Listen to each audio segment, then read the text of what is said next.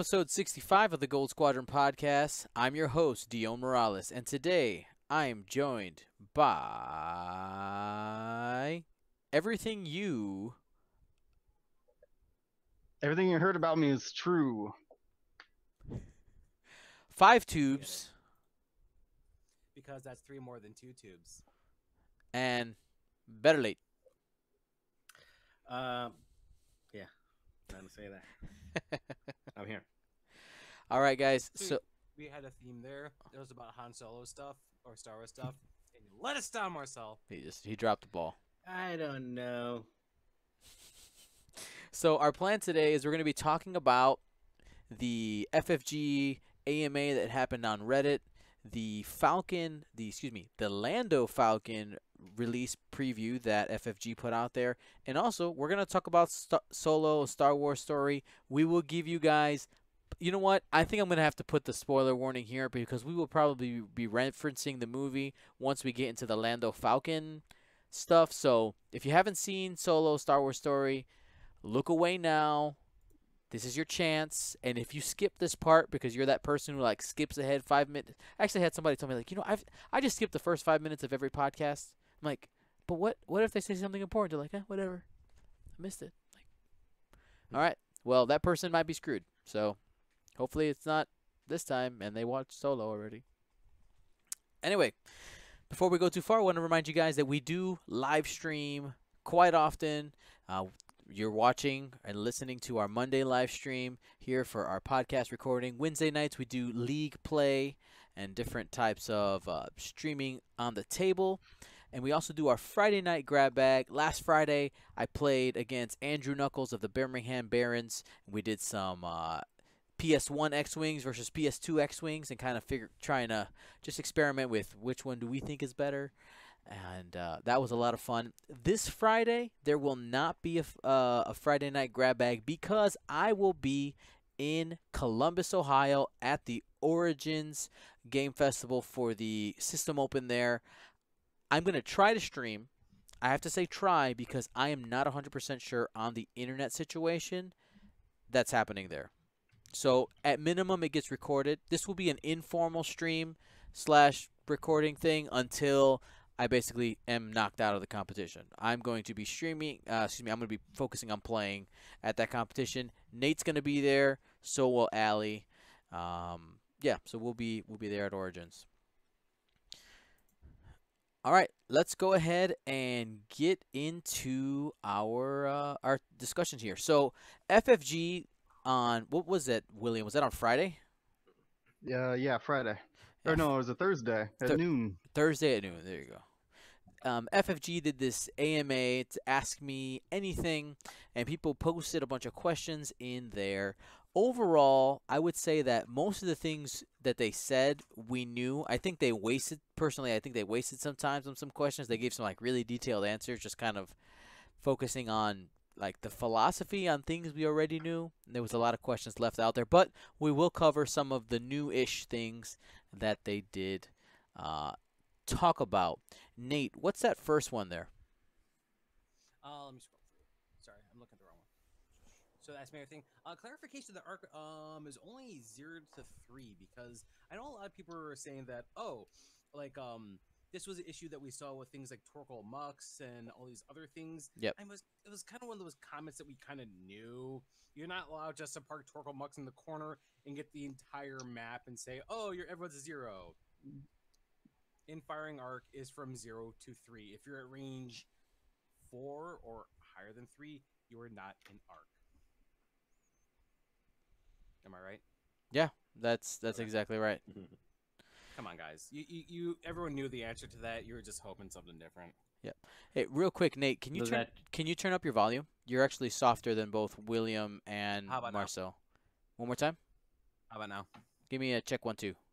Check 1 2 1 2. You're still a little bit softer. I would, if you could like turn up by like 2 notches, that'd be great on your computer. Yeah. Let me Talk to yourself while you do it in your brain while we continue.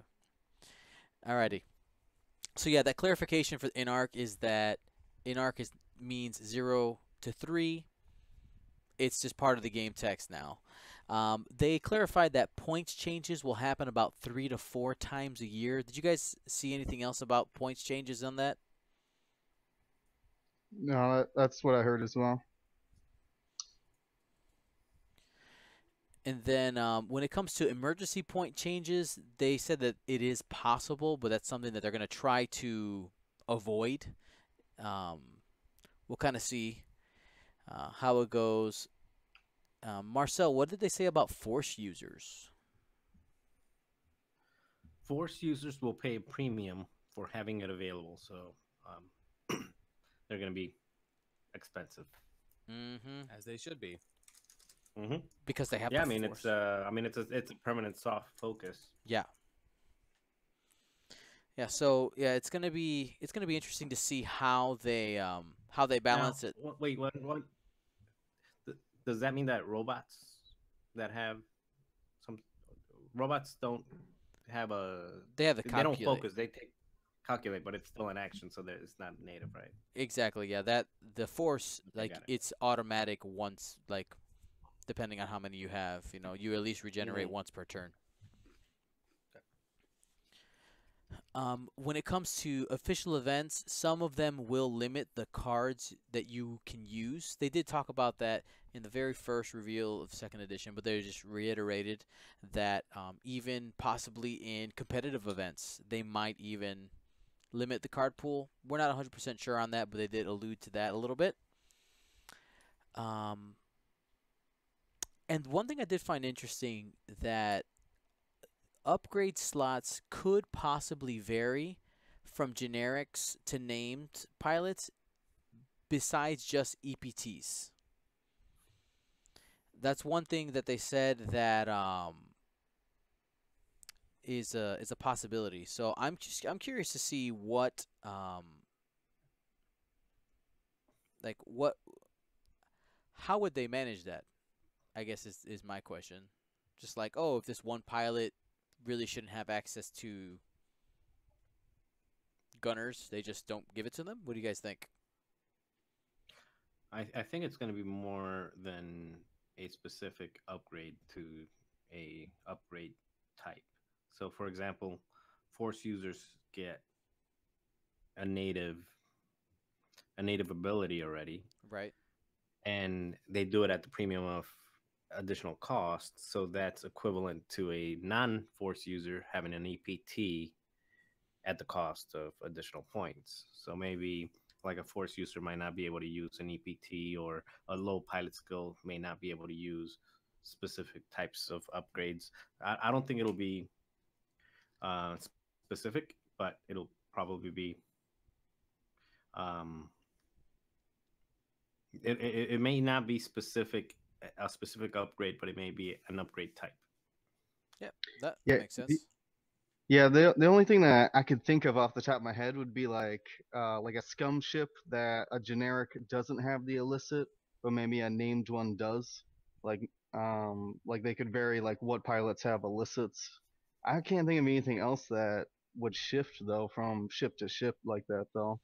Yeah, it was something that they just kind of alluded to. It wasn't a very specific thing, but somebody just asked that question, would you change that? And they were like, it's a possibility. So we'll see what they actually choose to do there.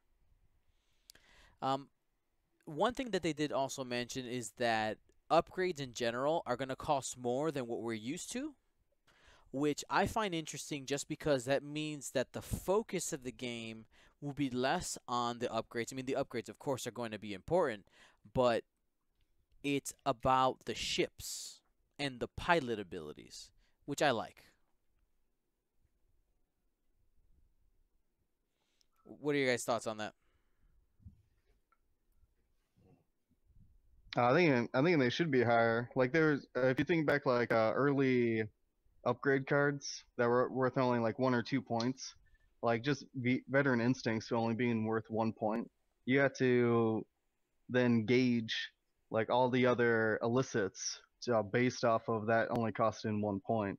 So if they start high, they have more room to maneuver and cost. Yeah, because that was not the issue originally. Is that they made the Tie Fighter way, way, way too cheap. Hey Nate, you're still Like super because, soft, dude. sorry, how about now? Is this better? That's Perfect. significantly better. All right, sorry about that. Yeah, but wasn't that the original issue? Is that they made the Tie Fighter way, way, way too cheap, and then they're constantly balancing everything against the 12-point Tie Fighter, and so that was like their big issue for the longest time. Is like, oh, we can do this, but is it better than 8 Tie Fighters? You know, kind of like that. So it's easy to start high and then come down, like Bull just said. Awesome. One other thing that I found interesting is that they also mentioned that they would be willing, because they do have the app, they would be willing to errata text on upgrade cards. I kind of thought originally that they might want to stay away from that as an option. Mind you, they did the question, I think Frank says, if need be, we would do it.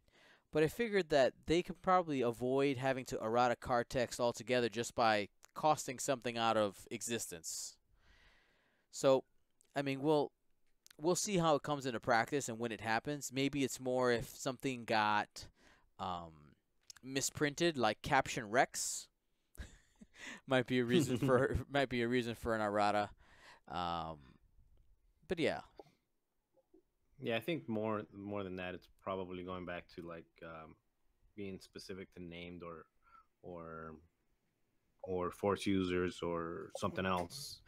Um, you know, initiative. If there's a card that is being taken advantage of or is being it's great for certain ships and it's costed well at certain ships, but it's really bad on a medium based ship, let's say, then at that point they want to be able to errata that, saying it's only good for these type of ships, I think.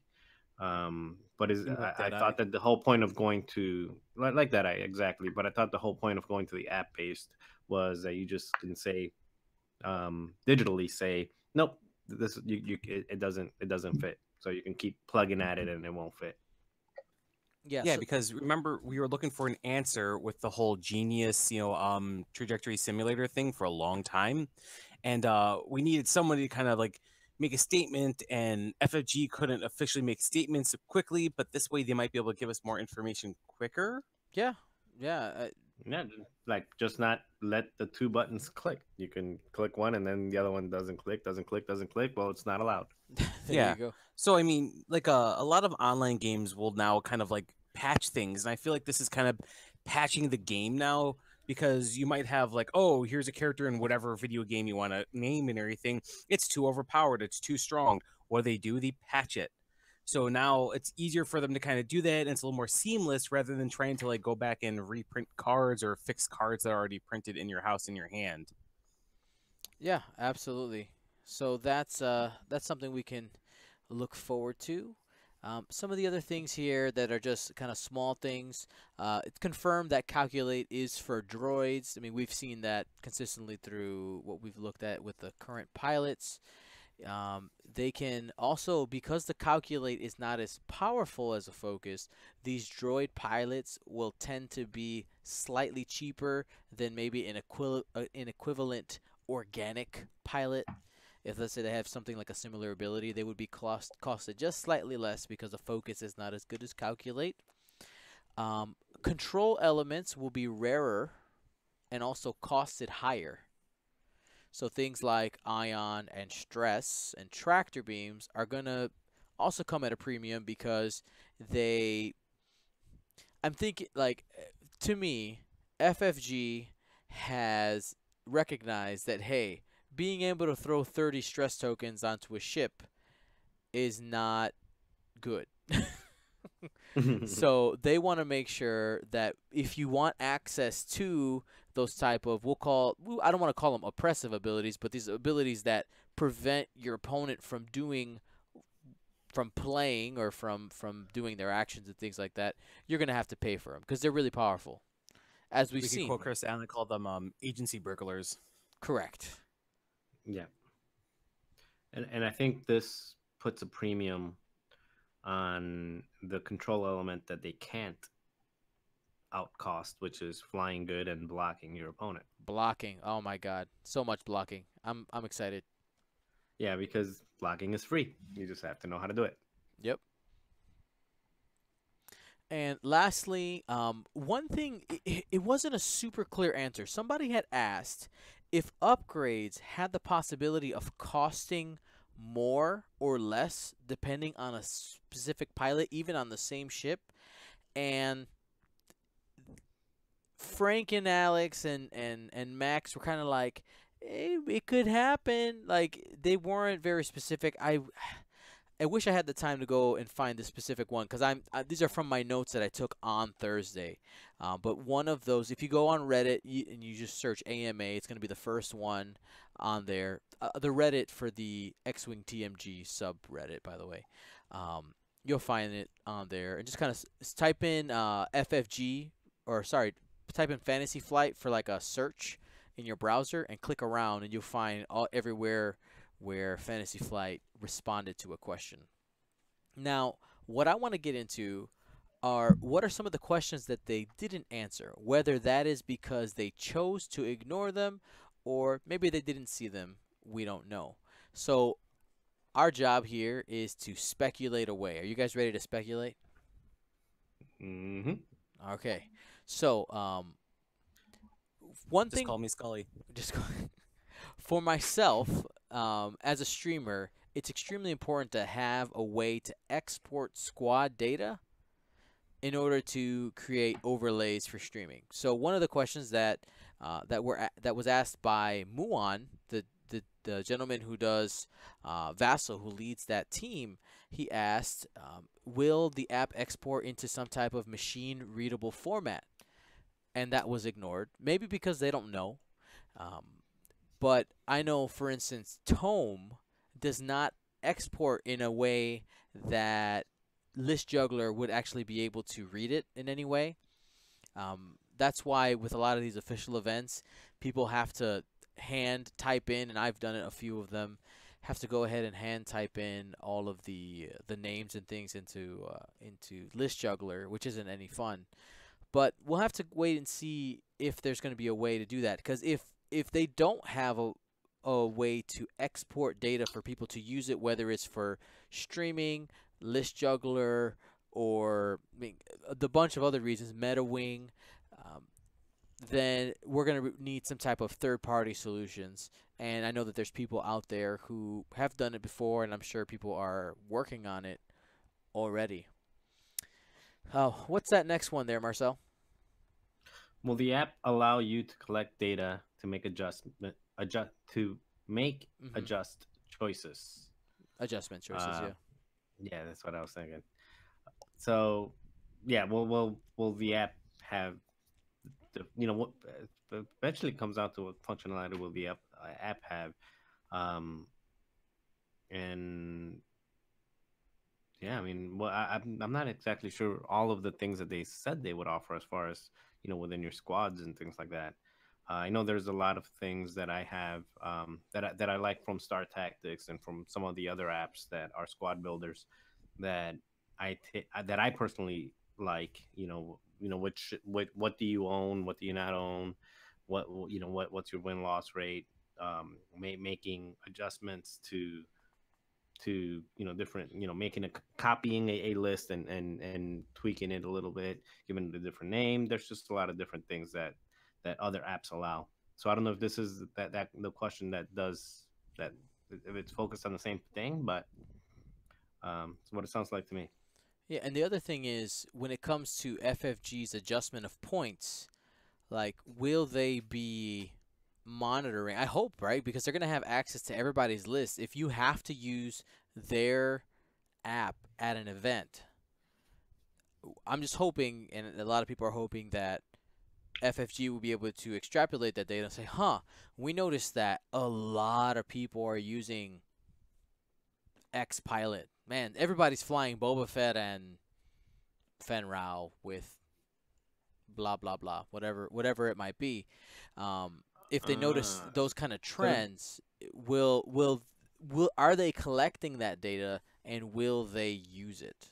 Is I'll if they did not answer, I will answer that, and the answer is yes, because all that data is mined automatically. I mean, that's part of what I do for work. So, Oh man, if they work with Cambridge Analytica, yeah. Um, political jokes. but yeah, there is no way that it does not happen. Even if they don't want to do it, even if they trip over it, the data will be there. It's there's no way not to have that data. The question is, are they going to do anything about it? And I think they answered it by saying they may do emergency point adjustments. Mm-hmm. In order to do those emergency point adjustments, they're going to have to quantify the um, the data, which would be connected to this one. So I misunderstood it to be something else. But if it's, are they going to collect data? Oh heck yeah, they're going to collect data. Yep. So Impossible one for not to. what's the next one there, Will? What's your strategy for keeping 2 dice attacks relevant for the duration of second edition? I think I think on this one they've already started with the reinforce and evade tokens, and basically like I've been starting to call them magic dice, where you could just like Poe with auto thrusters just magically turns 2 dice into 2 evades. C3PO Miranda kind of stuff, where you just like magically get evades. Getting that out of there, so a single agility ship can only ever block 1 of those attacks. That goes a long way, including even like 3 agility ships can't really token stack very well anymore. That should help keeping those 2 dice attacks relevant. Absolutely. So I'm hoping, and we'll get to the Lando, um, expansion here in a little bit, but that is a 2 attack dice ship. So, I mean, if they're making a big deal about it, hopefully these 2 attack dice ships are going to actually be able to do something. Which, with the rebalance of the game, we'll have to wait and see. One of the other questions that were posted that wasn't answered was, what is the projected timeline to have all current first edition ships released into second edition? I mean, obviously we don't know, but I think that was a really good question that didn't get answered, because we have a ton of ships. Now, mind you, we have a bunch of them are in the conversion kits, but there's still plenty that are not, especially those resistance first order ships. And were there? I'm thinking, are there any other ships that didn't get into the conversion Epic. kits? Oh, the epic ships. There you go. Yeah, but they already said that. I thought they already said that the second wave of second edition was going to have the first order and resistance kits with them, right? Yeah, that's what I was understanding too. Plus, I talked to Frank at Worlds, and I said, "Hey, what's gonna happen with the Epic stuff?" And he's like, "Oh yeah, we're totally gonna go back through and fix that." But the problem was originally with Epic is he said they kind of not threw it together, but I don't know. I don't think when they originally made it that they thought about balancing it, and Epic isn't really balanced, but that wasn't really the point at the time. I think Right. to get something new and cool out. Mm-hmm. I mean, you got to think that like they're just gonna come out with one epic ship that has all of the epic templates in it, right? So you just buy that one 2.0 one, and it converts all of your first editions. That would make sense. Like, probably what they would do is the Scum 2 card. I mean, mind you, if they keep them, like how you have like the Raider is 2 cards and the Corvette is 2 cards, but the Gazanti and the Scum and the Rebel Transport are only 1. If they came up with a 2 card Scum ship that was second edition, that would be the one to convert everything. The one that everyone's been speculating about that for years is the what was it, Talon card ship, the wild card, was the bulk freighter, because it's exactly the same length as a Corellian Corvette, but it's extended universe, so who knows if they'll want to do it or if they'll just pick something else from whatever show. Be cool. It'd be a nice little nod to like all the other people, but we don't know yet. Yep. In the chat here, Lando's Lounge says, I'd be very upset if they don't fix Epic. And I would agree. I would also be upset because I honestly really enjoy playing You know, Epic. Lando does have a ship called the Lady Luck. That could be an epic ship. I will look for the length of that ship right now. While he's doing that, one thing people asked, which I I want to happen. Will the prequel ships happen? Oh yeah, for sure. Do we want it? Do you want it, Marcel?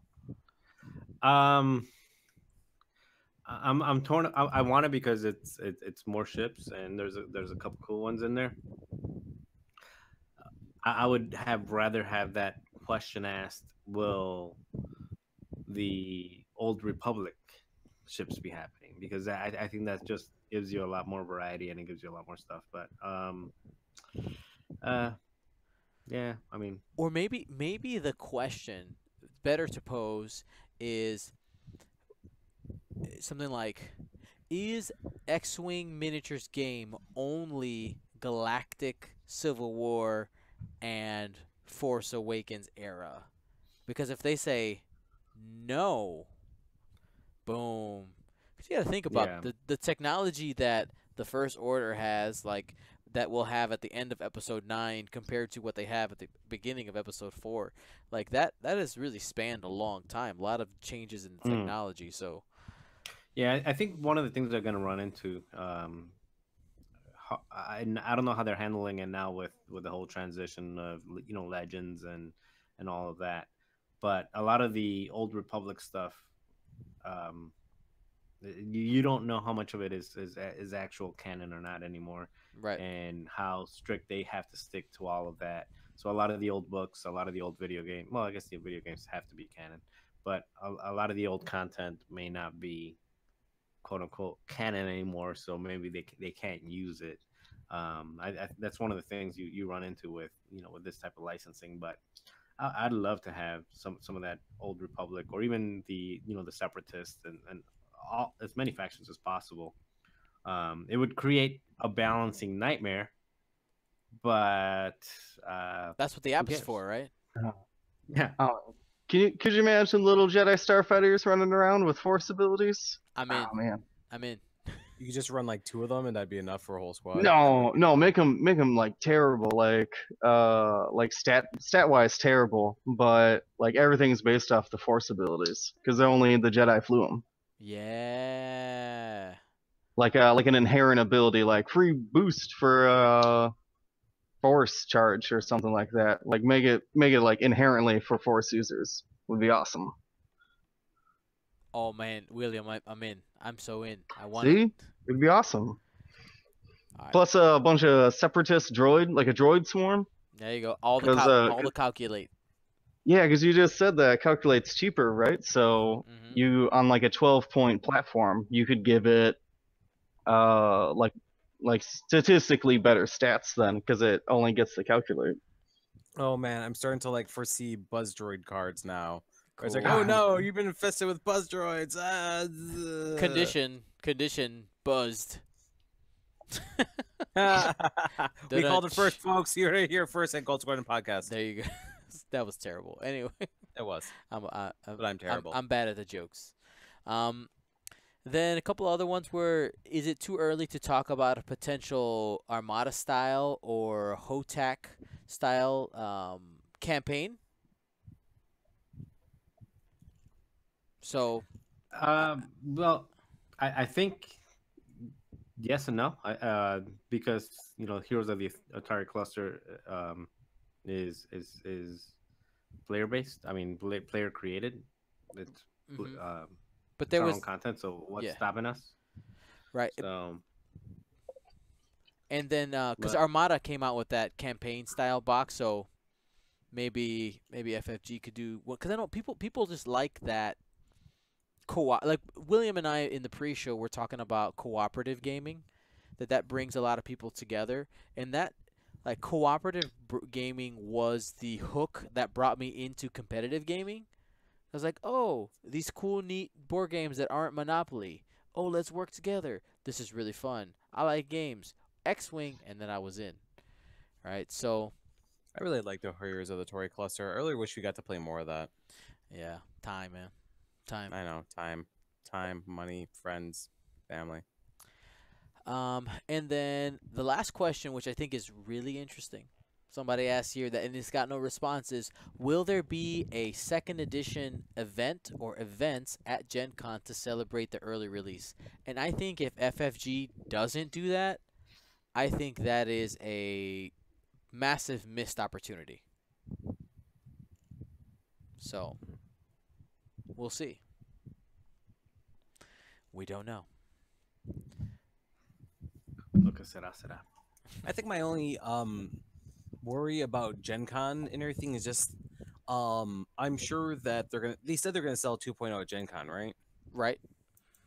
Okay. Will they have enough copies? Because they've sold out of a lot of things. They sold out of Guns for Hire like very quickly last year, and a lot of people who were playing in the tournament couldn't even get a copy.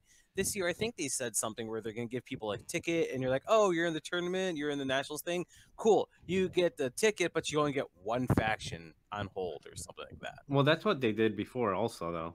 Last, When well, I didn't go last year, but the year before that, they were giving last out year they tickets. didn't give us tickets. Well, the people on day one got tickets, so the People on people day like two me who got their got day out of two luck. got nothing. And some people found a way to get many tickets and bought out extra stuff and sold it for inflated price online. It was kind of bogus, but I don't know. I'd like for them to like whatever they're doing is to provide enough for all their people, because of course everyone's going to want it. Even people who don't currently play X-Wing are going to want this because they're going to want to convert, and everyone's going to need several. And Yeah, we'll have to wait and see. We don't know if there is an event and how they handle. I think that's gonna. I think Nate, you do bring bring up a good point.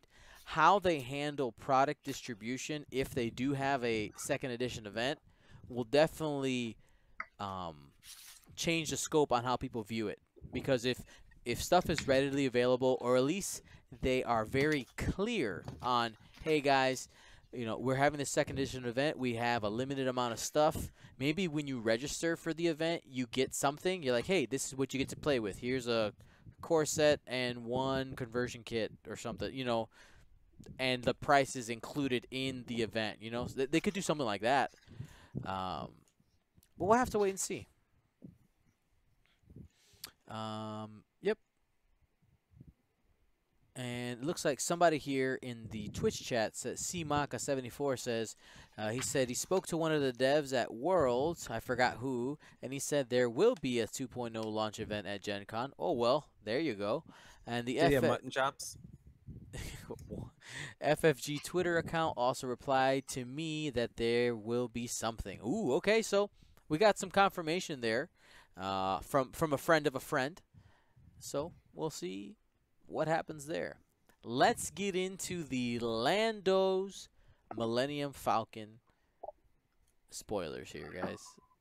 So I think the first thing that we have to notice is that this is a scum and villainy Falcon, which I think is very appropriate. The rebellion at this time is barely born. Only the spark is about to start, and yeah, it's a scum Falcon. So here's the question for some people: are you going to fly this model? Like, with all the people who like to modify ships, like, I think we have to start being a little more picky. Like, wait, which Falcon is this? Because you have the scum Falcon, but you're using Rebel Chewie, but it's the resist. Just we got so many of them now. You actually got to pay attention to which one's on the table. Yeah. That's no different than what we do now, because I mean, it's like, oh, is this Imperial Boba Fett or is this Scum Boba Fett? That's not a huge issue. No, I'm not. I'm being facetious. Oh, okay. Well, I think the important part is we've got a third Falcon. How many can we actually field? And it's kind of forced on us. 3 Falcons. Can we field 3 generic Falcons in any faction in any list? No, because there's I don't know. The Outer Rim Smugglers, 27 points. that's a good one. Yeah. Well, wasn't there someone that did like 3 resistance sympathizers or something? No, you can fit 2. You can fit 2. That's it. Oh, okay. yeah. No, I'm talking about like in the next wave when this comes out. Because I don't know. not in the next wave, but in 2.0. Because I mean, seriously, we've got the regular Falcon, we've got the Resistance Falcon, and now we've got this Falcon. Um, so I could see it the bothers me this. a little bit. Sorry, it bothers me a little bit when you have to buy more ships or more of the same type of ship than you are legally allowed to put on a on a On a On a table. board. on a board as a legal squad. No, I get that because like I have 3 of them. It's because I had 2 because I ran 2 Falcon builds like way back in the day and everything.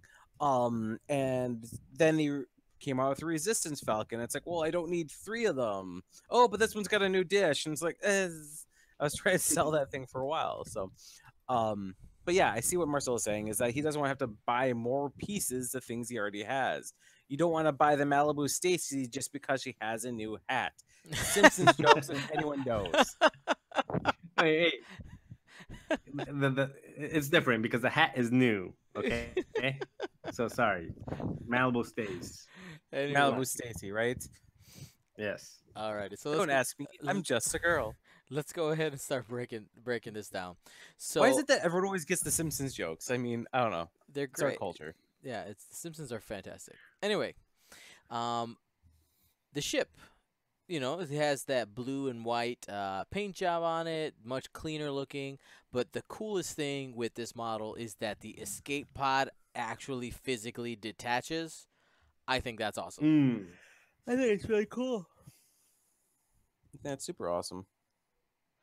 Yeah. And one thing, if we zoom in to the card spread, we can actually see the ship ability for the that escape pod, and it reads: when you are docked, your carrier ship has your pilot ability in addition to its own. Ooh. So there's some ability sharing there. We'll see what the points cost. I mean, we don't know, right? Depending on what the points cost is on these escape pods or external shuttles or whatever they're going to end up calling them, it will. I think it says. it will I think it depend. says Pioneer Craft on the quick build. Something Pioneer Craft. Mm-hmm. Something like that. I can't. Yeah, I couldn't zoom in enough to see that one. Anyway, so that's what we see there. We get the Falcon and the escape pod. Let's go ahead and break down some pilots. What pilots are we going to be getting there, Will? We're gonna get L337, Lando's droid, friend, I guess. We'll say friend. We'll just leave it at that. Hey. We'll say. You know what L337 stands for, right? Elite. Thank you. Do you think they did that on purpose, or do you think they? Of course knew they what did were that. Oh, come on. Oh, okay. How are they not going to do that on purpose? I have no idea. It's just like R3K or 4 or whatever that is. Like that's not that was by accident. R3KT wrecked. I don't know. Whatever it is, yeah. All right, so we're getting. We don't know what her ability is in the Falcon, but if you zoom in, we actually can see her ability on the when she's a pilot on the escape craft. Now, traditionally, when these, like for instance, with the attack shuttle to the Ghost, they had the same. If you had both pilots there, L337 says. I typed it out somewhere here. Where did I put that ability? Anyway, I'll just zoom in and read it again. So it says, if you are not shielded, decrease the difficulty of your bank maneuvers. So your whites become blue, your reds become white, and your blues become baby blue. That's not true. They're just blue again. And with the dial that we do get to see there, that's going to help, meaning you could actually have a white stop. Oh, sorry, that's for the banks. Sorry, was thinking about Whoa. fail. Never mind. Edit that out of your brain. I got excited there. little bit tired here. So you can end up with 3 banks that are green, which cover a lot of space. I like that. But again, if you're we don't know how these ships are going to function in the game. So maybe if you're deploying those, you might be losing the game anyway. But you can redock, so there's all that cool stuff. There's going to be a Lando pilot. What is that ability there, Marcel? After you roll dice, if you are not stressed, you may gain 1 stress token to re-roll all of your blank results. Um, it's kind of like a ray, but based on stress instead of arc. So, uh, I mean, it's good. Works for offense and defense, right? Yeah, it's both offense and defense. It's good. It's I would say more than good. It's clutch. You got you know when you pair it with the with the green I'm sorry, the blue. When you pair it with the blue maneuvers and everything else, it's definitely good. Um, is it better than Ray? Uh, maybe. I don't know. Yeah, and I think it also is going to be dependent on the dial, how good this is. Because if this is supposed to be a gamble, and we talked about earlier, the customized YT 1300 light freighter might have a different dial than the modified, which is on the rebel side. Being stressed might be worse for this or better. Like we don't know where that's gonna land because we don't know what this dial is gonna end up looking like. Well, it synergizes really good with if you have L3 docked in there. If you're getting the bank greens Yeah, 3 bank green, baby. or blue. Blue. Ah, you. Will you I messed me got up. you on it. And we're gonna be getting a Han Solo pilot. You can see that from the threat cards, but we don't know what his ability is going to be in this Falcon. And then we got 7 of the 13 upgrade cards revealed. First one there is Tactical Scrambler. We've actually seen that one previously. While you obstruct an enemy ship's attack, the defender rolls 1 additional defense dice. We see that there is going to be a Lando's Millennium Falcon title, but we have no clue what that does. Do we want to speculate? What do you guys think it'll do? I got an idea. Go for it.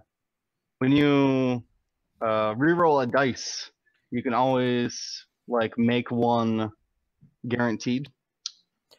I'm gonna go with another one.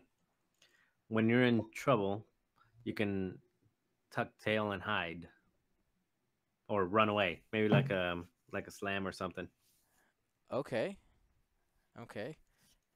Nate, what would be your idea of a thematic Lando's title? I'm thinking about the scene in the bar where he has like a card up his sleeve and everything. So I'm trying to think about, is there something like that where it's like, oh, trick card or something where he's able to kind of do one other thing like deny something. I don't know. Basically, make his own self like have an extra advantage probably.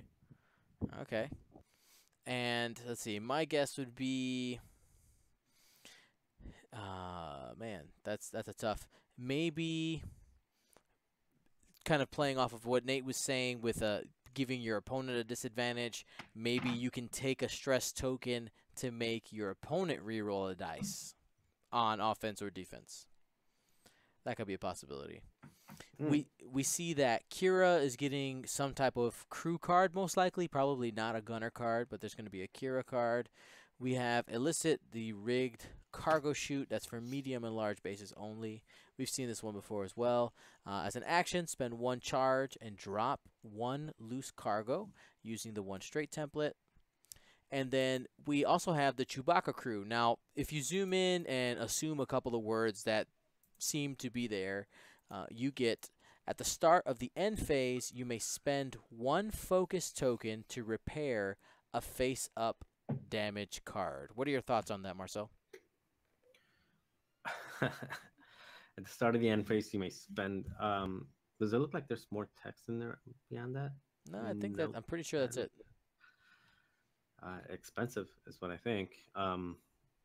Because I mean, it's better than R2D2. So, um, yeah, that's the only thing I can think about. It's just it's got to be costed pretty well, but it's a better version of all the different things that they've tried to do for regen on the scum side. Hmm. So it gives it some scum regen.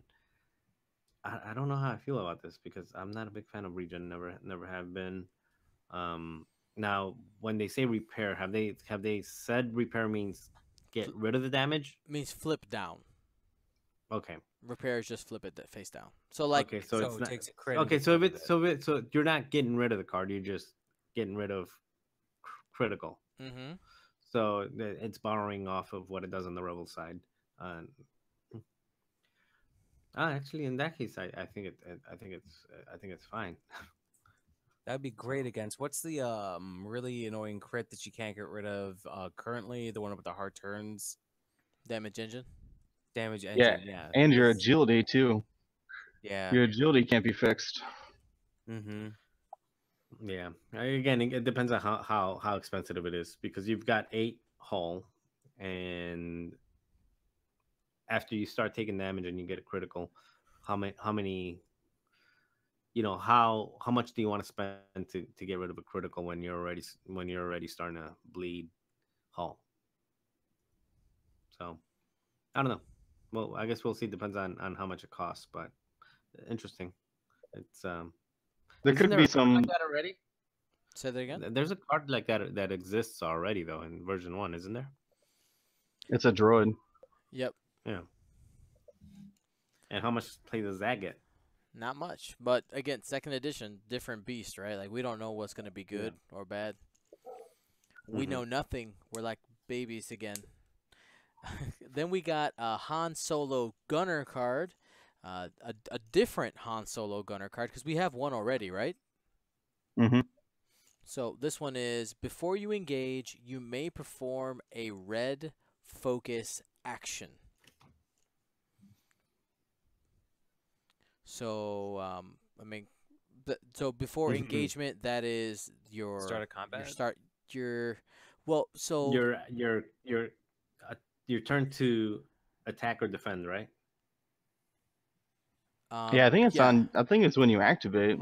that is a question that I do have actually is whether or not Engage when means does activate. right exactly. Yeah, because if I mean, it's really different because if it's engage means your turn to shoot, then it's an offensive card. But if engage means activate, then it's both. I think they've worded things at the start of the engagement phase before though. Mm-hmm. So Yeah, this you're this right. seems like it would be new wording or new timing. Mm-hmm. All right. Cool. Yeah. So it would be a little bit of a new timing. You do a red focus. I mean, this is one of those probably when you're in a sticky situation or you have something lined up, you have a lock on it, and you're like, all right, I want to make sure that I dig in some damage here, get a double modifier. Because it seems like it's harder in second edition to have double modifiers on the same turn. Yeah. So Not only that, I mean, since it happens during the engagement phase, and everybody has already finished their movements, you already have you don't have to stress before everything else moves. At this point, you know where you are, and you have an idea whether you're going to use you're going to take a blue maneuver your next turn or not. right. Like at this point, you already know. Okay, am I going to have to do a white maneuver or can I do a blue one from here? So it's I think another main advantage with it would be that it works when you're blocked. You don't have to perform a regular action first. Right, because if they block you, I didn't. Yeah, it's dauntless. There you go. Wow. Yep. That's essentially what it is. It's a little bit of a downless, but very specific. You have to do a focus. Now, I want to get to Tobias Beckett. I think this is my so far in this pack. It is my favorite upgrade. I think it's super cool, and I have a bunch of questions about it that I want to talk to you guys about. So it says scum only, and it says setup. So that means during the setup, right? After placing forces, you may choose one obstacle in the play area. So this means everything has been set. Place forces includes also putting out your asteroids and debris and whatever future obstacles we get. If you do, place it anywhere. So this one that you chose, place it anywhere in the board beyond range 2 of any board edge or ship and beyond range 1 of other obstacles. So essentially what you're doing, if you want to simplify that wording, is that you are moving one of the obstacles on the table to a different position, a different legal position on the board. I love this. I have so many questions about it too. My first one is, what if you can't move the rock? What What if if- you can't move the what? What if there's now no legal place for the rock? Because it says range 2 of any ship. It does. So if you put a ship near that rock and then took the rock away, and what if you couldn't put the rock back on the board? I find it difficult for a 3x3 and 6 obstacles to not have a range 1 legal place. Maybe you can't put it where you wanted to put it originally, but once you pick it up, you have to. It will fit somewhere We'll else. have Even if you fit it in the same spot where it was before, it won't be in the exact same spot, in the exact same direction, in the exact same. So it will have changed. Even if you pick it up and put it back down, it's tweaked it a bit. changed. Yeah, you moved it centimeters or millimeters in one direction, or maybe you changed the angle of it, but it's moved at that point. Yeah. So No. I don't We're see going this being. to have to experiment with that. Yeah, What are your other questions, Dion? So strategically, let me tell you some things I'm excited about it. Like, I'm thinking if I have a squad where I know, for instance, large asteroids give me problems, and I like to bring the small ones. Obviously, it has to be a scum squad if I'm using this, but I like to get the rocks out of the way. I bring the smallest ones possible, and the smaller rocks you bring and smaller obstacles you bring, the more options you give yourself with Tobias. So, if that opponent put that one rock, you're like, that's the rock that's going to screw me. Oh, good thing I brought Tobias. Beckett, we're going to shift this, 2-2 in the opposite corner because, everything else is spread out. Or just make a cluster on another side and say, I'm going to fight on this side now. Like, it brings that, if you see that across the table competitively, you see Tobias Beckett, you have to be, in your mind, you have to understand, okay, any one of my rocks can be moved, and can I live with it? And I just like I'm a big fan of making the setup phase more a part of the game and making it matter more. So strategically, I think this is a really cool card, and I like that that they made this. So I'm super excited for it. So is this gonna do that whole thing where it's like, do you place your rock in the one spot, or do you place that rock in the spot that you think that they're going to change it? But then what if they think that you think that they know that you know, kind of thing? I don't know, and that's where you get crazy with it. Oh yeah. So What would you pay for that though? What do you think the cost for this ability would be? and like that that's is that is my question currently on the Low. on the live chat here. So we're in second edition, right? So remember, we're in a 200-point scale before you answer the question. And my question to the chat is, do you think Tobias Beckett will cost less than 6 points? That's a 1. Or greater than 6 points? So what do you think, Marcel? So, okay, 6 points is 3. I think it'll be less. You think it's less? Yeah, I think it'll Yeah, I be think it's less. 4. I would probably go 4 points max, maybe 3 for him. Yeah, I'm gonna go with 3. That sounds about right. Yeah, because it's kind of like you get It's to so change situational. something.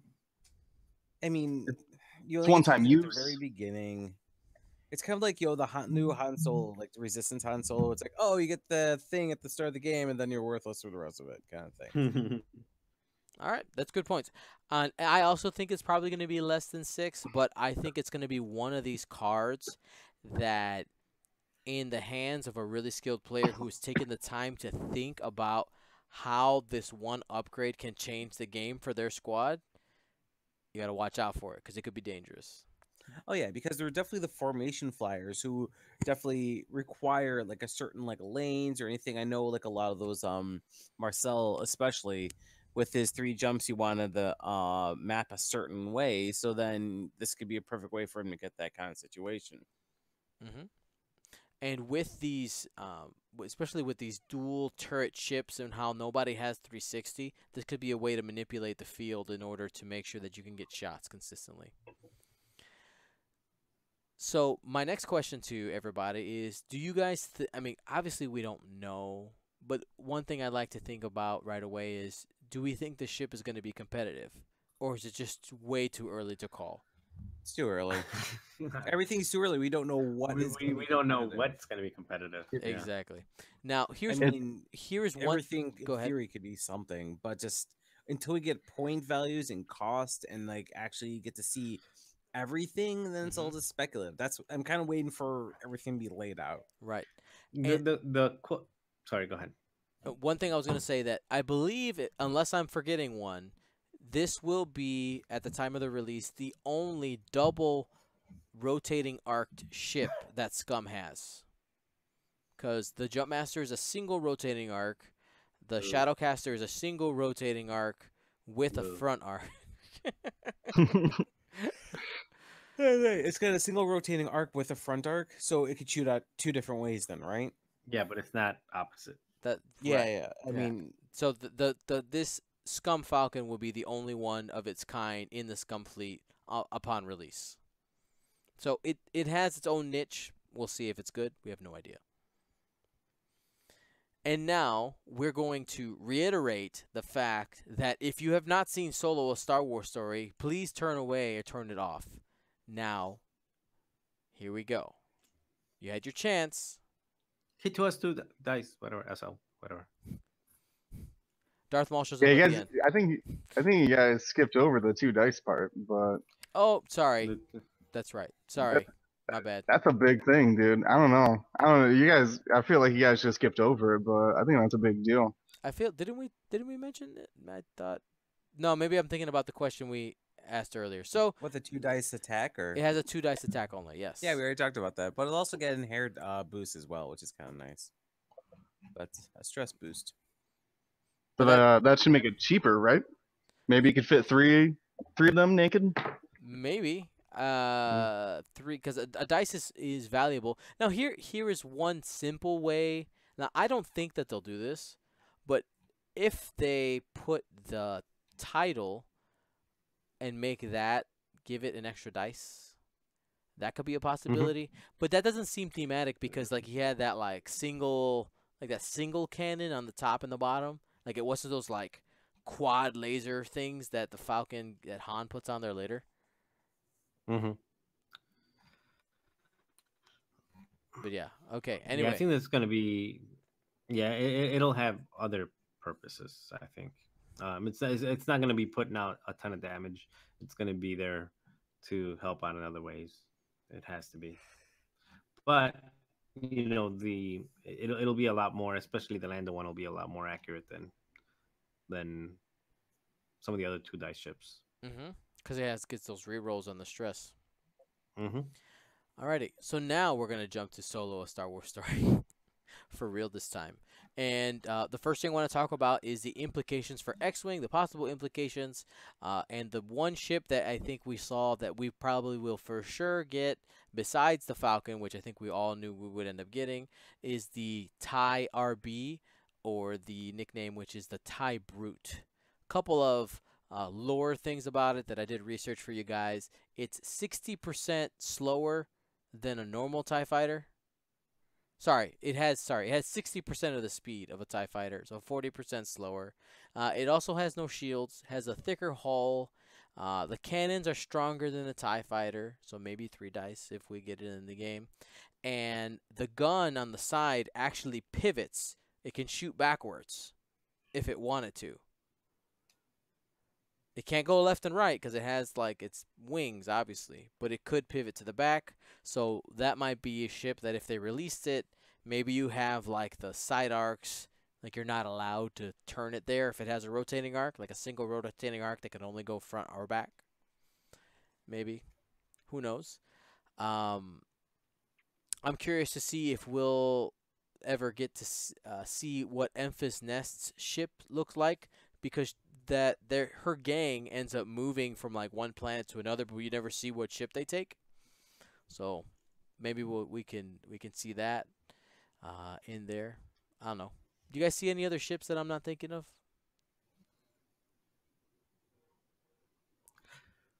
Silence. I'm trying to think. Hmm. I only saw it once. There's so far. that giant space hotel that Dryden Voss has, but I think that's probably too big to fit next Even wing. for I Epic. don't know. They could pick Already like epic. another random junk ship in like the background and make it the quad jumper too. Sure, why not? The quad jumper's a fun and wholesome ship. Don't make fun of the quad jumper. All right, so let's just kind of blaze through a couple questions here. Marcel, who was your favorite new character? Oh God, I'm trying to remember this now. Good Lord, the Solo movie. My favorite new character. New. Kira is You know, Darth you'd- Plagueis. Sorry, spoilers. Yeah. Lies. No, actually, I wasn't a big fan of Kira, and I was not a big fan. I don't of give me. I want to Droid know the this time. favorite. I want the one that you like the most. We'll get to the ones you don't like in a All minute. right, start with somebody else and let me think about it because I have a hard time Okay. because a lot of the new characters I did not enjoy as much as just seeing some of the oldies. Nate. Lando. He's not new. How is he He's new? not new. Sorry. I mean, it's like old Lando. New characters.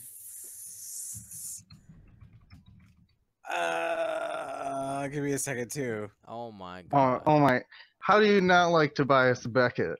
Woody Harrelson. Because it's Woody Harrelson being Woody Harrelson.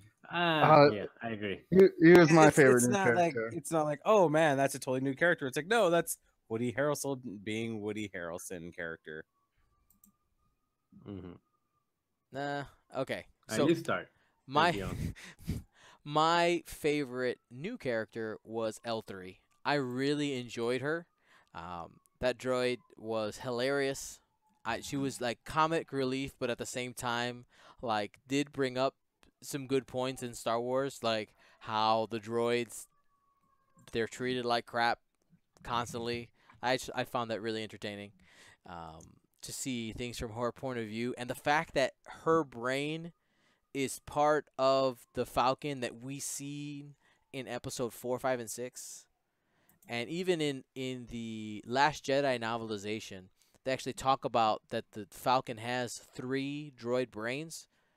We now know that, at least when it comes to the navigation side, that brain belongs to L3. And they actually, the author describes L3's personality. It's like one of the droids is like this, one of the other ones like this, and the third one, he ends up describing L3's personality to the T. So that was pretty entertaining there. So now that I've stalled out for you guys, favorite new character. All right, so I'm gonna go with I'm probably gonna go with Dryden Voss, and it's just because I'm a huge fan of Paul Bettany, and even going back to like the with what's his name, Heath Ledger, the Knight, A Knight's Tale. A Knight's You know. Quest? No, No, it's The Knight's You're Tale, right. I You're right. think. You're right. Where he's walking around naked and just kind of like anyway. So I like the character, but on top of that, I like that even though he died, they put such he's a bad guy, but he's not a Typical bad guy. yeah. I mean he did something. He put himself and he put trust in Kira and he had good traits, but was a bad person, but with good traits, and he manipulated. And I just thought that his character was well put together. It was you didn't know if you really wanted to hate him or if you feel kind of bad for him because he's kind of a bit of a sucker, even though he's obviously pretty ruthless. So I don't know. So I'm gonna go with him. Patrick says he's a bad guy, but he doesn't make him a bad guy. Quote from Wreck It Ralph. There you go. Thank you. He gets me, Patrick. You get me. Nate. What was the name of centipede lady in the water? Uh, Shoot. Yeah, she was like one of the syndicate, or not. She was one of the Proxima. Yeah, like, no, Lady the Proxima. crime bosses. Because no, I liked like that whole thing where it's like, oh, they got this little kind of like smuggler called her street rat cult, and she was kind of like cultivating it. What's actually interesting, I kind of appreciated about this movie is if you ever read the Han Solo trilogy, like the books are actually were some of like the 3-part series about the Han Solo trilogy was one of my favorite series growing up as a kid, and there are actually some slight parallels between the book and the movie. They're not exact. I never thought they were going to do that, but there's some kind of things that they kind of kept in some kind of shape or form anyways, but I thought that was cool. Yeah. So now we'll get to who was your least favorite character. It doesn't have to be new or old. Just like somebody who you were watching and went, ah. I'll let you go first, Marcel. Oh God, no! I'm gonna. People are gonna hate me. Kira. I couldn't stand her. Really? And I love her in Game of Thrones. Like, Well, did you see oh, Kira or did you see Daenerys Targaryen? I was seeing Daenerys Targaryen as not Daenerys Targaryen. Yeah. No, but outside of that, I mean, I see potential in the character. So I see potential. I see a part two. I see more evolution either in books or in part two or in books. I said books part two or in video games where they go into different parts of the syndicate, different parts of the crime scum side of it. So I see a lot of potential there, and I see a lot of tie-in with a lot of the old stories. But just for the movie, for the character, to me, it just it just wasn't good. I mean, sorry, and I like her so much. It's okay. It's all right. You could write her a letter when we're done. Let me on the roll. Say that again. Sorry, you cut off. I said, Emilia, you let me down. She should have turned it down. What about you, William? It's also Kira. Also my least favorite. For basically everything Marcel said. Like, she's got no character arc, and It's not she interesting. was just always had the same thing going on. Yeah, it's a mystery. You don't know. It's a mystery. You don't know. Shut up. Yeah, I just didn't. No, I didn't like her. No arc. Double agent, whatever. All right, Nate. So, you're gonna hate me, Dion, but I'm sorry. I found L3 to be What? way, No, way you're too off the strong. podcast. I'm done with you. Too strong of a character. I mean, I understand, like, they're trying to like make this thing, and some people can play online about like social justice. That's not my issue. I just felt like, oh, it's fun, but just was way too strong. Like, I mean, She was. I think about like, fine. You have your opinion. I Go ahead. didn't- But like K2SO, I felt like he was the right amount, like in the middle there. He had his quirks, he had his like funny comments and everything, but he wasn't like this abrasively in your face kind of way about it. It just was too much for me, and I just kind of rolled my eyes. The part that makes me roll my eyes about Leet or whatever her name is they tried too hard, but two, it seems like as the movies progress back into like old times, even going back to the whole 3 movies that we dare not speak about. The droids have a personality and have this type of AI and have this sense of self that completely lacks in movies that are supposed to come beyond that. Like the original saga, the original trilogy. Well, I mean, R2D2. Yeah, R2D2 has some character. He has some character. Some? Are you kidding? He has He's some hilarious. Character. He does. But you don't understand none of it. And then C3PO is like devoid of I mean, I don't know. It just feels, like they're adding more character to droids in the past, and they've lost character as time has passed versus gained character. It's Okay. just and in the Force Awakens, I mean, what droid have you seen? Even BB-8. BB-8.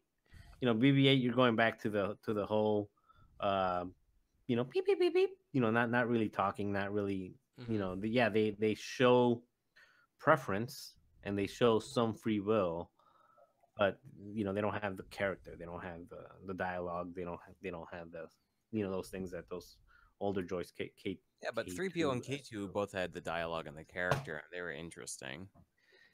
C3PO? I don't think so. I thought C3PO was boring. Did you? Yeah. He was kind of like the Debbie Downer. Every outfit needs a straight man, right? And C3PO is a straight man. There you go. Well, So, but Dion, I gotta get going, so okay. I'm gonna sign off right now. I hope everyone has a great night. I hope to see you guys at System Open and at Origins. All right. So my least favorite character, honestly, there was nobody who personally to me stood out like, I need to be without you. If I had to nitpick, it might honestly be Dryden Voss for me. Yeah. Yeah. He just seemed angry for no reason. Like, I get he was trying to get stuff No. done. I understand. No reason. For no Did you reason, see he his works face? for Darth Maul. I know, but I'm saying, like, he was just If Darth Maul is your boss, you should be angry. I'm just saying, like he's like, you didn't finish this thing. I'm out all this stuff. I'm gonna murder you. I'm still out all this stuff. Like, I don't know. It's just, I mean, like, Yeah, he this was sounds actually kind of nice. He didn't kill a lot of people that he could have. He didn't kill, what's his name, Beckett, when he failed the first time. He's like, all right, I'm gonna let you go. Give you another shot. Yeah. I mean, I thought it was interesting. Okay, again, this is if I'm nitpicking, he's maybe the one I'm like, he's all right. Single favorite part of the movie.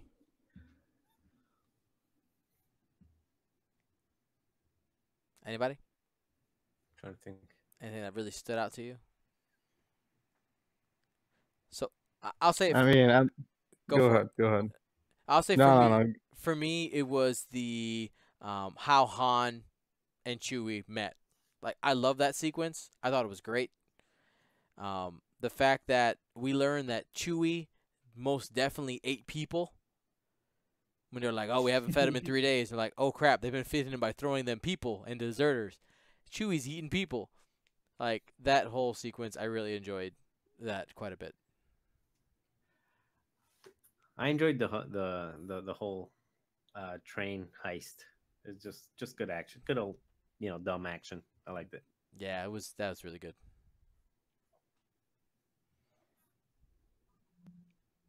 William? Well, Man, I'm trying to think of what's the game they play, Sabak? Yep. I liked when they first entered and met Lando and were playing Sabak. Like, you really saw like a little bit more of Han than just like I don't know. It was like the first time I think he like proved himself that he could actually do something. Rather than just being lucky. Yeah, like he was actually like, I don't know. Maybe I'm overlooking the game of Sabak or something, but I just thought that was cool. Like, it wasn't I don't know, it felt like really saw who those characters were and that kind of thing. And they're both like lying and hustling each other. I think that's a really interesting way to introduce Lando and show how the Falcon gets involved and everything. Absolutely. And I think that actually leads perfectly into the next point I want to bring up is the actor's name who played Han Solo was Alden Ehrenreich. I believe that's how his last name is pronounced. Was he a convincing Han Solo for you?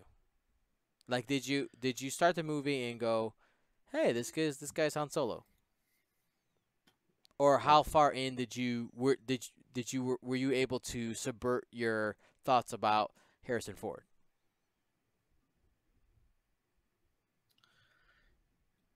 I did not start off saying like, "Oh, this is Han Solo," but I think towards the end of the movie, I still didn't think it was Han Solo, but I thought it was the right character for the. I mean, the right actor for the role.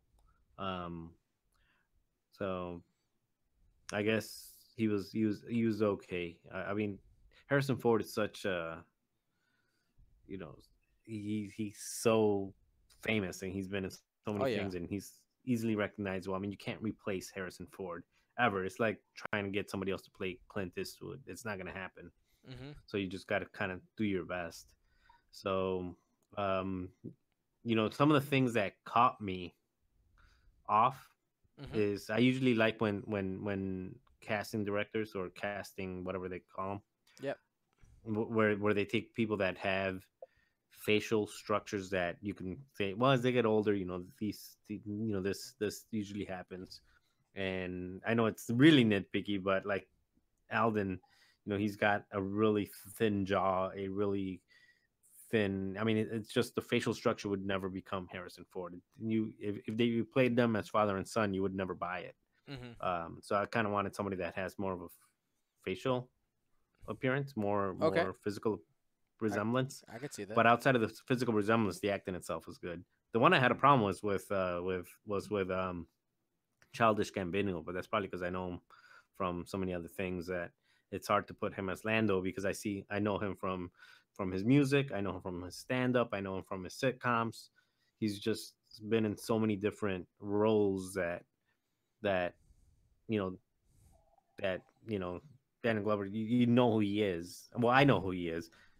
At so many, and it's hard for me to see him as Lando because of him already being famous in so many different other roles, whether it's singing, rapping, comedy, or acting. Mhm. William? I don't know about the actor, but the um I guess I would describe it as like Harrison Ford like never made any jokes. Like just what he said was funny. Right. And I feel like this Han Solo was cracking jokes, which I think is kind of out of character. But I mean, this is like maybe this is less hardened though, so maybe Right. he's He's got a little bit younger. more He's 10 youth years in him. 10 years younger than when we see him. So I guess it's just got like that mimicking that like Iron Man or Star Lord or that like plunky hero, Okay. right? And I don't know. I always thought Han Solo was more serious. Um, and he wasn't cracking jokes at all. I see that. Yeah, I could see that. So for me, um one thing that I usually watch when it comes to actors is body language, and the amount of work that Alden put into mimicking the body language of Harrison Ford as Han Solo was fantastic. Like, there were several moments where, I mean, it's just small stuff, like the way he moved his head when he was talking, and just like slight motions where I was like, this is Han Solo. Like, it just, for me, like, I really was able to be drawn into him, and I would honestly say within the first 15 minutes of the movie, maybe even less, I was convinced that he was Han Solo. So that was for me. I could definitely see what you were saying, Marcel, with the facial structure being different, and yeah, he was definitely a little more jokey, like you said, Will, for sure. And there was a lot of big moments in the movie, which I don't mean to skip past them, but we're running a little long on time. Um, the one I do want to address here is Darth Maul, or sorry, not Darth anymore, just Maul. Um, he's that big reveal at the end of the movie. He's the one that's been running Crimson Dawn. I thought, like, when they showed him, I was super excited, but at the same time, I felt a little dumb not guessing that he would be there, especially with the name Crimson Dawn. Crimson, like, come on, crime syndicates. I've watched all the Clone Wars. I know that he is involved in this the scum and villainy area with all the all the crime syndicates and the spice and all that. Like I felt like I was like, man, how did I not call that? What was your guys' reaction? I, I had to Google it right after. So right after the movie ended, I was in the car and I Googled all of it, and then I'm like, okay, that makes sense. Actually, I Googled Kira. I'm like, who the heck is this Kira person? And then from Googling Kira, I actually ran into Maul and seeing his involvement in the Syndicate and in the Crimson Dawn, and just see what happened after he got chopped in half. Mm-hmm. So I was like, okay, but yeah, I didn't pay much attention to it other than at the end I Googled it. Will? I think it would be interesting, like they're doing the Boba Fett and Obi-Wan movies. I think it'd be interesting to have like Maul be like the overarching villain amongst all the like that anthologies trilogy. That'd be cool. Like if the Boba Fett movie was like you would see Han and Chewie in the movie, but it'd be mostly about Boba Fett doing like the Tatooine missions and stuff with Jabba. But like Maul's involved with that as well. Mm. I think that would be very interesting if they kind of maybe linked it together. It would just be bad if it was just a throwaway because I want to see more Maul. Yeah, I mean, he's an awesome character. He's very I think captivating. you have to. I mean, once they reveal him, they're basically opening the. Think about it from Disney or Lucas. From the money machine. Maul is part of that money machine. So once they reveal him, he has to be either part of a cartoon series, a video game, or a follow up movie because you got to milk the cash cow, and Maul is part of that cash cow. Yeah, and then I just thought it was awesome that Disney had the cojones to put Maul in this movie because let's say it's a person who's only ever watched the movies. And you see in episode 1 that Darth Maul dies, right? Or you thought he died when he got chopped in half. He's like, of course he's dead. And then you get to Solo and you go, what? This guy? Like they put a lot of, they had a lot of balls to be able to give the viewer the responsibility of either already knowing that he's alive or being able to find it out, whether it's something like you said, Marcel, being able to Google and go, oh, that's what happened. And there's plenty of people who talk about Star Wars specifically, and they've covered his story, and there's tons of YouTube videos about Maul and his ascension. I'll go a different route. Most people will. The person that I saw it with, not a huge Star Wars fan, but has seen all of the movies, said, "Oh, who's that guy with the spikes?" And then later on was like, "Oh yeah, oh okay, I remember that. I remember the red pokey guy." So I think for the Star Wars nerds, they'll be able to say, "Oh, that's Maul," but for other people, it's like, who's that guy? Okay, well, it's whatever, some boss, some evil boss, some evil guy. He must be evil because he has red spikes and a red lightsaber. Awesome. Well, that was fun talking about Solo. I have seen it 4 times total. What? I have seen it 4 times. Yes. Oh, I'm jealous.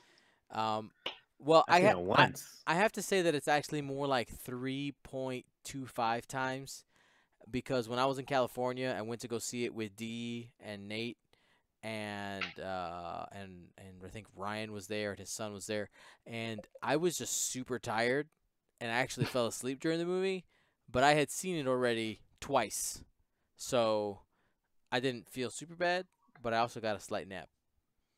But yeah.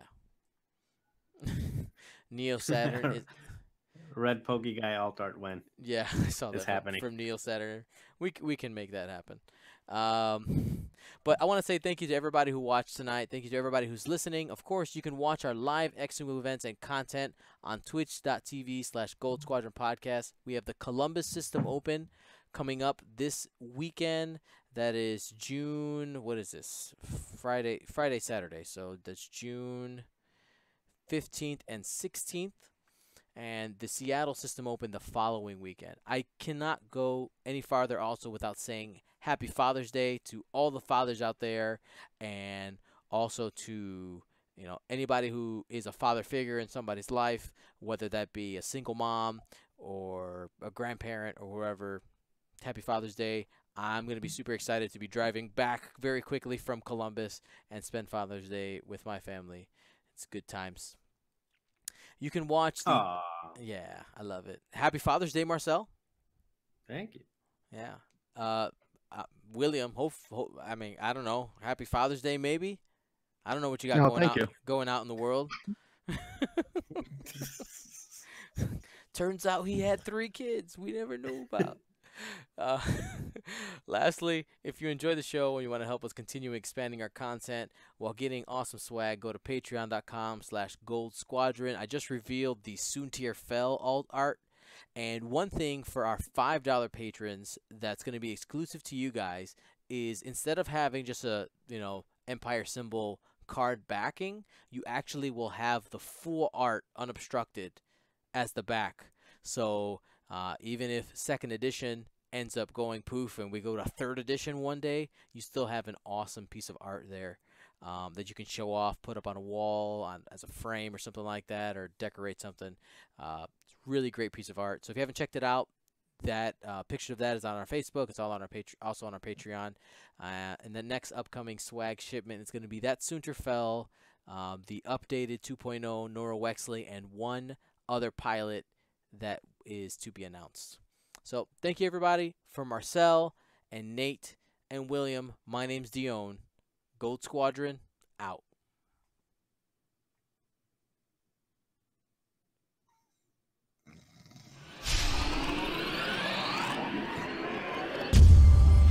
We did it.